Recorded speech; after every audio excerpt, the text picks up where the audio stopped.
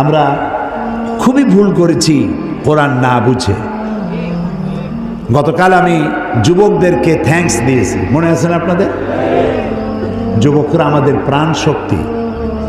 যুবকরা যদি এগিয়ে আসে, কোরআন বোঝার কম্পিটিশনে যদি এগিয়ে আসে, কতই না ভালো হবে যদি তারা কোরআন পড়তে শেখে এবং কোরআন বোঝে।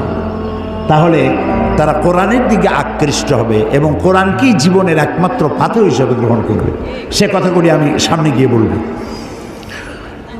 তো আল্লাহ তাআলা বলছেন যে এই কোরআনের মধ্যে শুধু নামাজ রোজা হজ যাকাত না, আমি গতকাল বলছিলাম মনে আছে আপনাদের, যে শুধু নামাজ রোজা হজ যাকাত হইলে শুধুমাত্র 1 পারা বা 2 পারা কোরআন শরীফ নাজিল করলেই হইতো, 30 পারা নাজিল হইল কেন? এই কথা তো মাথার মধ্যে ঢোকা উচিত আমাদের। যেহেতু চিন্তা করি না তাই মাথার মধ্যে ঢোকে না, চিন্তা করলে তবে না ঢুকবে।